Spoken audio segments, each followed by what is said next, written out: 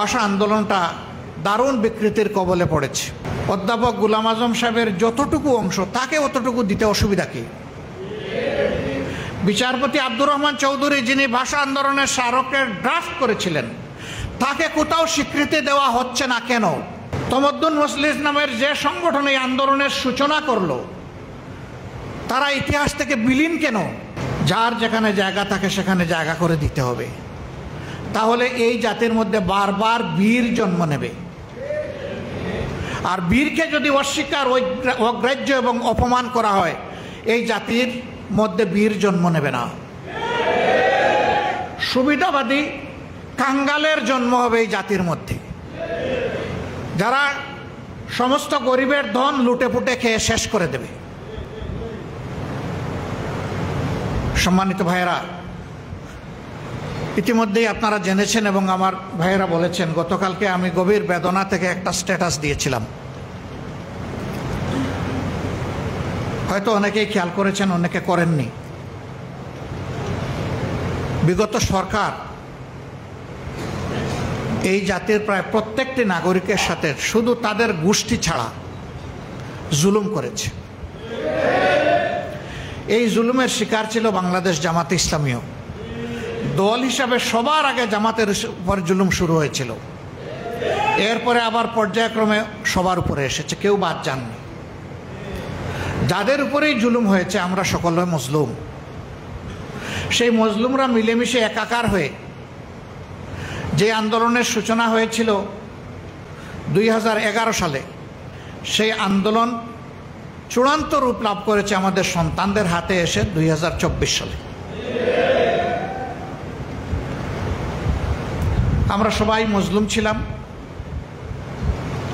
এই চ্যাপ্টারের অবসান হওয়ার পরে বাংলাদেশে এখন আবার কারো উপর জুলুম করা হোক, এটাকে এই জাতি মেনে নেবে?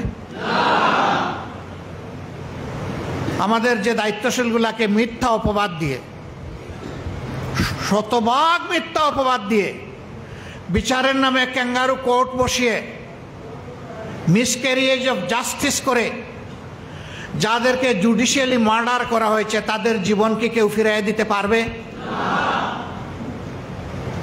একে একে সবাইকে বিদায় করা হয়েছে। একজন আল্লাহর বান্দা বেঁচে আছেন। আজকে পট পরিবর্তনের 6টি মাসের অধিক হয়ে গেল, 7ম মাসে আমরা পড়ে গেছি। এখন পর্যন্ত কেন তাকে বন্দি হালতে থাকতে হবে? বঙ্গভবনে 5 তারিখ সুনির্দিষ্টভাবে 2-1 কথা বলেছিলাম আমরা, এবং নির্বিশেষে সমস্ত মজলুমদেরকে মুক্তি দেওয়ার কথা বলেছিলাম। হ্যাঁ, ওই সময় যাদেরকে বন্দি করা হয়েছিল তাদেরকে মুক্ত করে দেওয়া হয়েছে, কিন্তু এর চাইতে বেশি জুলুম যাদের পর করা হয়েছে, তাদের একজন শুধু কেন জেলের ভিতরে থাকবেন? মনের এই কষ্ট থেকে আমি বলেছি যে আমার এখন আর বাইরে থাকার কোনো সার্থকতা নেই। আমি নিজেও এখন এর প্রতিবাদে জেলে যেতে চাই। আমি স্বেচ্ছায় যাব, সরকার যেন আমাকে জেলে পাঠানোর ব্যবস্থা করে।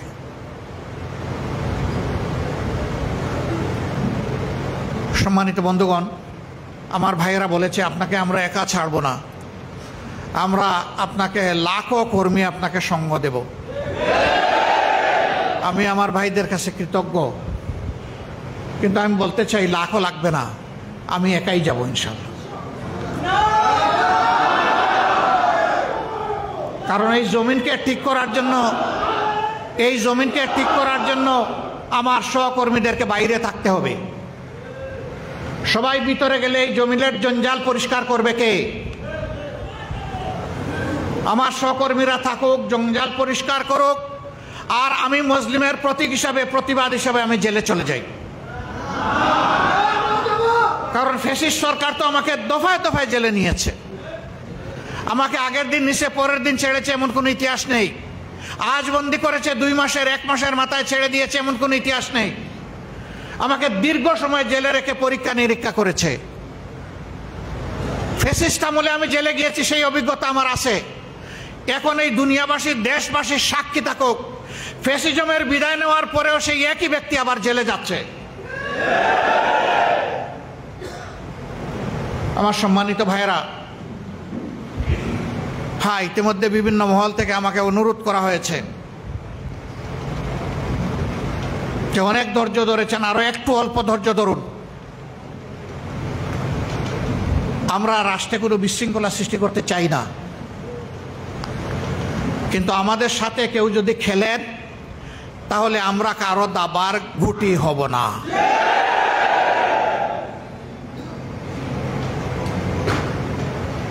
কেউ আমাদের সাথে খেলবেন এটা আমরা পছন্দ করি না। শুধু আমাদের সাথে না, এদেশের একজন নাগরিকের সাথেও যেন কেউ খেলাধুলা না করে। আমরা ফ্যাসিস্ট আমলে একটা কথা বারবার শুনতাম, খেলা হবে। ওই খেলা আর দেখতে চাই না। জাতির ভাগ্য নিয়ে যারা খেলা করে এরা একটা দেশের দায়িত্বশীল নাগরিক হতে পারে না, এরা দুষ্টা।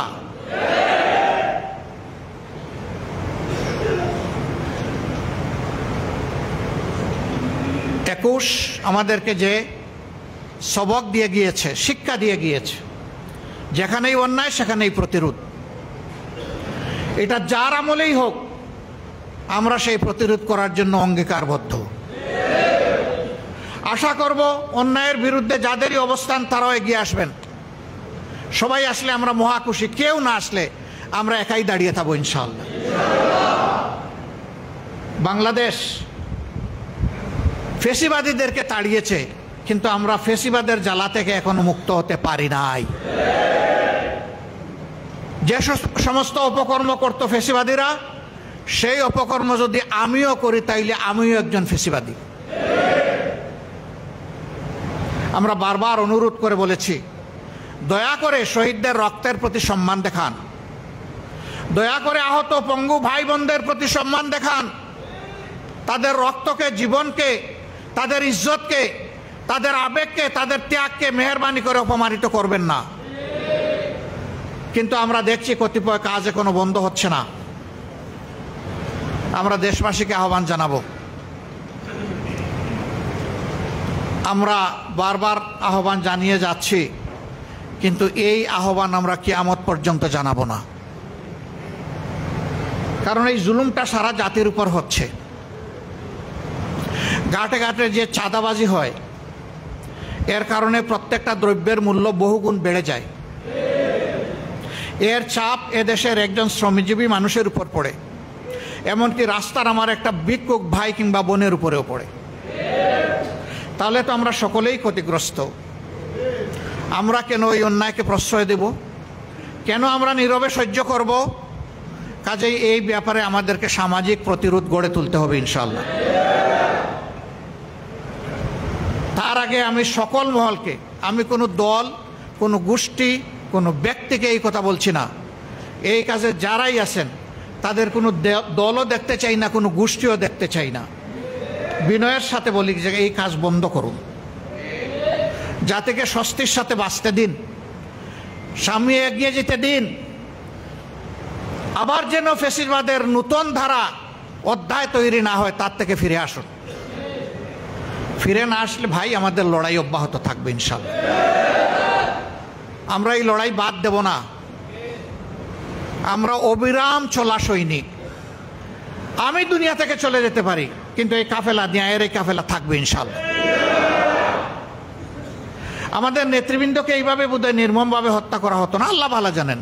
অবশ্য হায়াত যে যতটুকু নিয়ে এসেন যতটুকুই, রিজেক্ট যার যতটুকু অ্যালটেড অতটুকু, এটা বাড়বে না, কমবে না।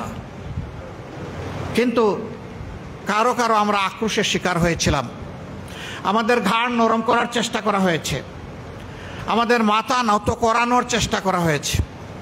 মহান আল্লাহ আমাদেরকে সাহায্য করেছেন। আমাদের নেতৃবৃন্দ হাসতে হাসতে ফাঁসির তক্তার উপরে দাঁড়িয়েছেন, কিন্তু আল্লাহ ছাড়া কারো কাছে মাথা নত করেন নাই। এটি আমাদের সবক, এটি মুমিনদের সবক। তাদের এই শিক্ষা আমরা বুকে শ্রদ্ধার সাথে ধারণ করি।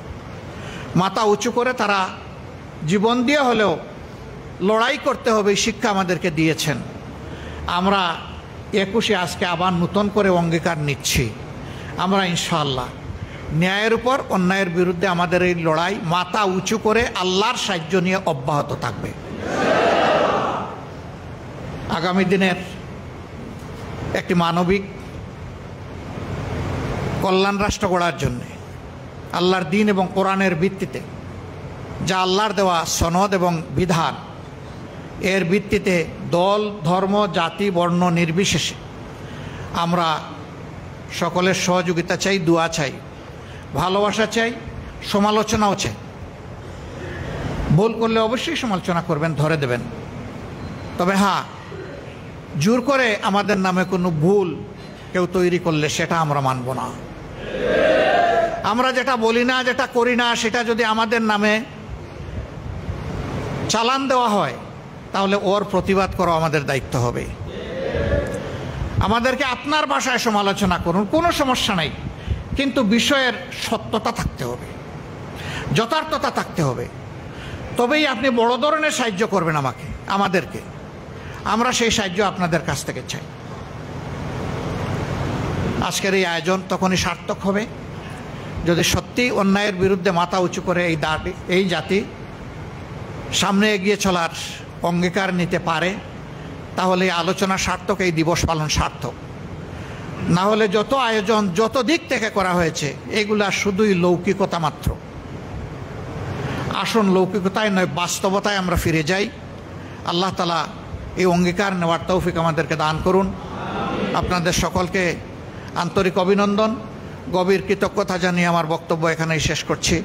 আল্লাহ হাফিজ। বাংলাদেশ জিন্দাবাদ। বাংলাদেশ জামাত ইসলামী জিন্দাবাদ।